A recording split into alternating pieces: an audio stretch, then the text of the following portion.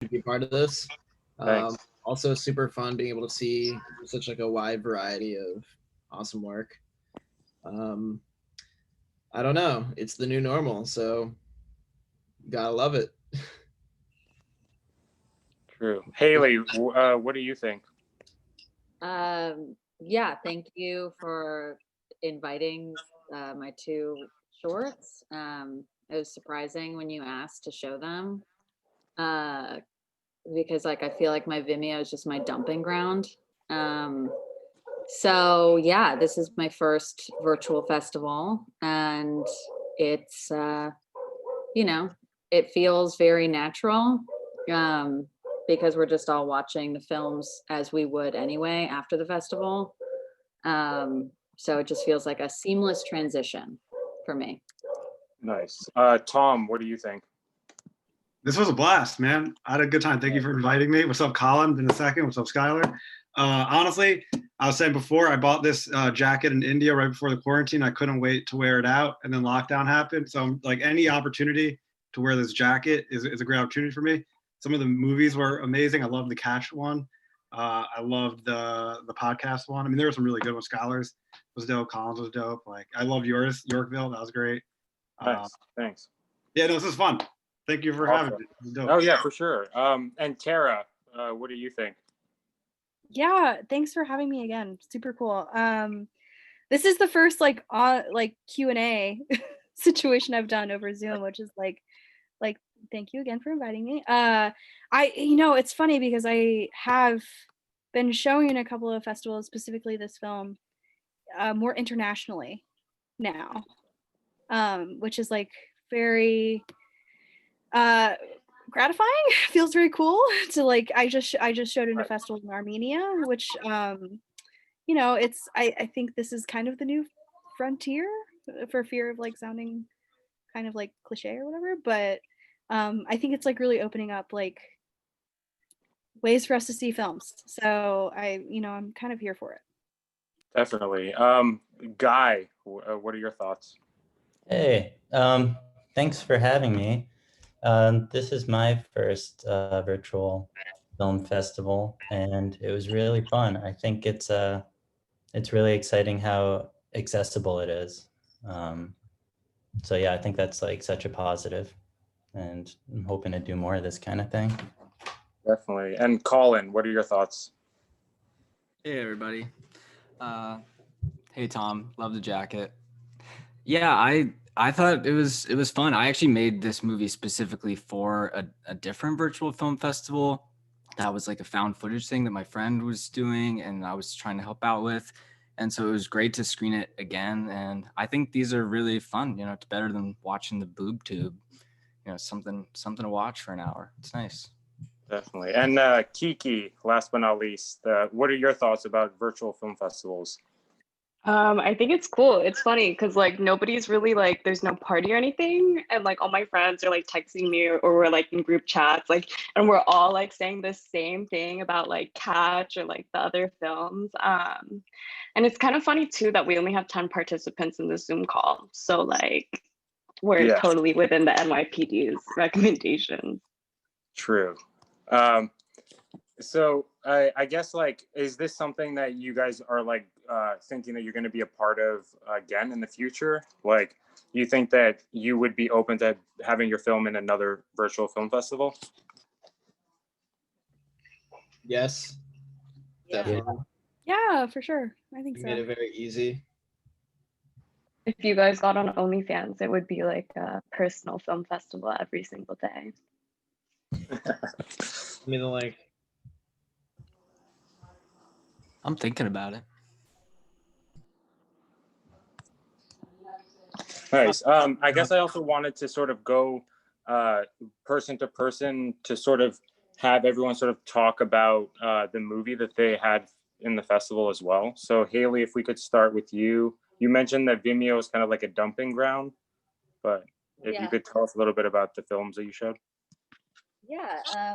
So I think we started because you asked if you could show my feature.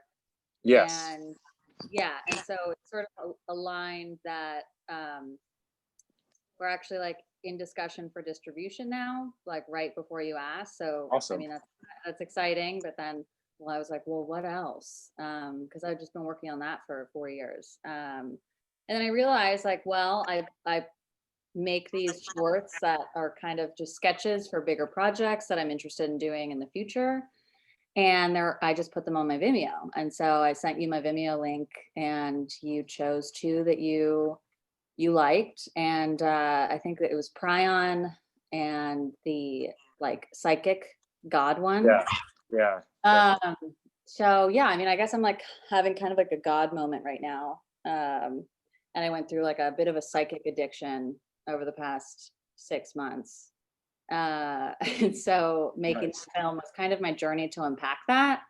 And then I just finished, it's sort of like its counterpart, where it's less like, there's less like nostalgia or like a tenderness towards it. It's just like fuck psychics because they almost ruined my life.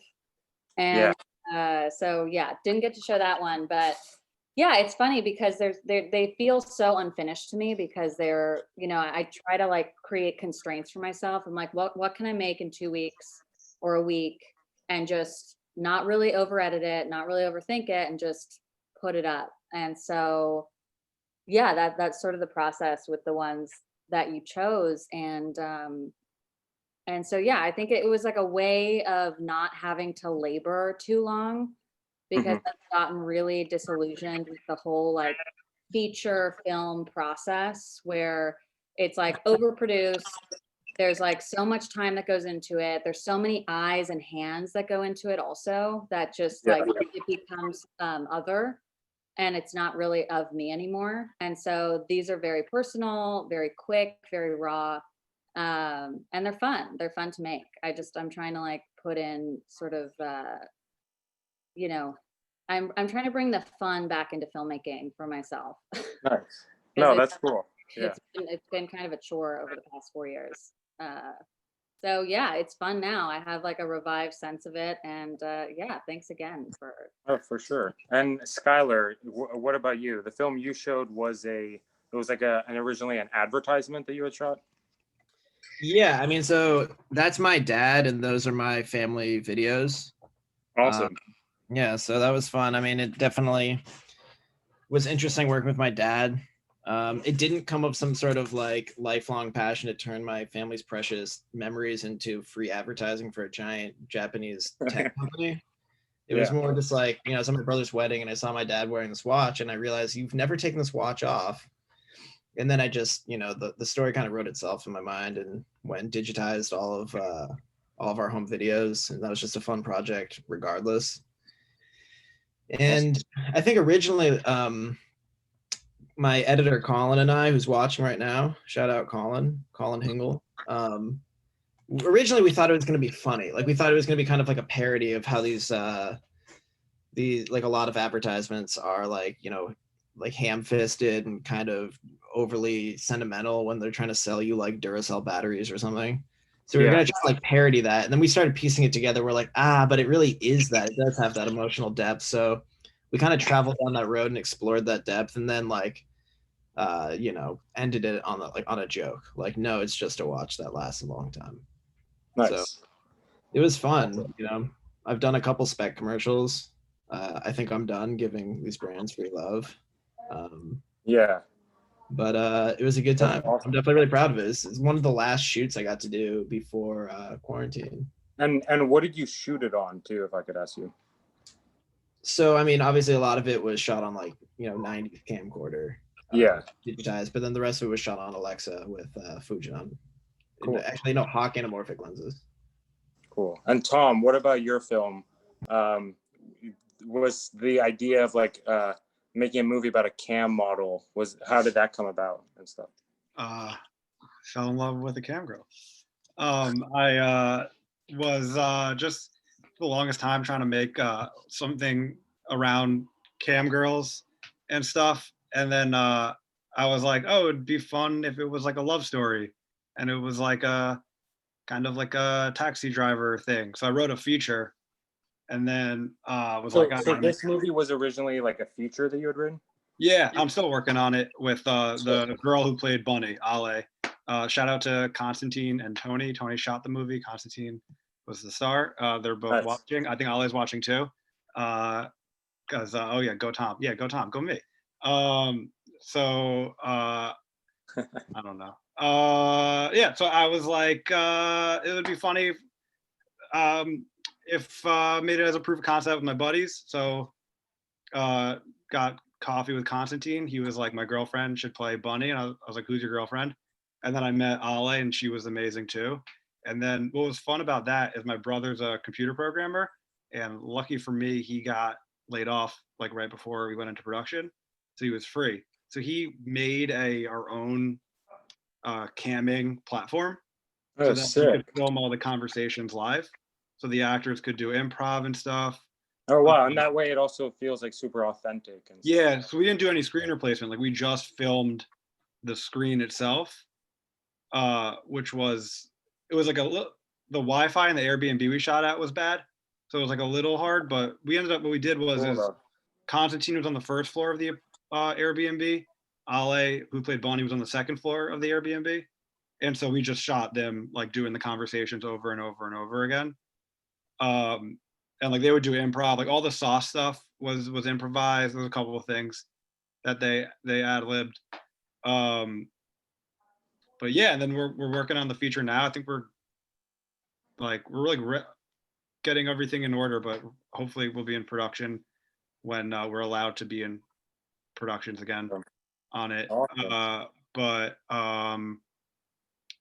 yeah, it was it was a good time. Nice. And Tara, how about you? Your film, if I remember correctly, it was your grad film at NYU. Yeah. So I'm currently in the NYU grad film situation, and that was my second first year film. So we call it a spring narrative. Yeah, I am from the South. I'm from Arkansas originally, and like there's two things that I like really set forward on making this movie was I really wanted to work with Southern actors, and I really wanted to work with full nudity. That was like something that I I don't know, as a director, I just like wanted to get comfortable with directing actors and in that way. And so I mean, the story is How was it working with Southern actors again? yeah, I found two actors from Arkansas. It was amazing. Nice. It was like I went through a whole casting process and ended up just like connecting with these two people who were just like fucking fantastic. And we did a lot of at NYU do a lot of directing exercises and like have class and yada yada. And it was just like a real opportunity to like build the character for the film with them. And yeah, it's just, we had done so much work, and when we shot it in like this apartment in Bushwick, and I was more stressed out about like those bruises or temporary tattoos. Oh yeah. I was more because I didn't have like a makeup. I don't know. It was like I made this movie for like $2,000. Like Nice. thank you. But I was more stressed out about like the makeup, and they just, I mean, specifically Katie just like really fucking like delivered in a way that felt so true and powerful and like true to the story. And we got to make movies about shit that happens in our life, and I think that it's like a real this was a real cathartic moment, especially in like my own movie making, where I like kind of felt like a grown up. And so it was like really it was a real growth process making this movie, and I'm really just like pleased with how it turned out. So yeah, Awesome. And people eyeballs to see it.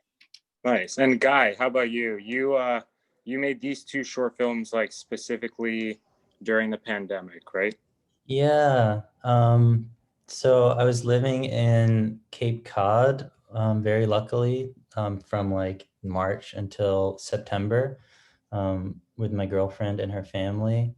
And like so many other people just had a lot of time. So I was able to kind of, in the case of Catch, that was like an idea that I had wanted to do for a really long time, but it was almost like so kind of like simple that it always seemed like worth putting off, or like I should come up with like a more interesting short to do if I'm gonna like make a short right now, like when I was living in New York before the pandemic.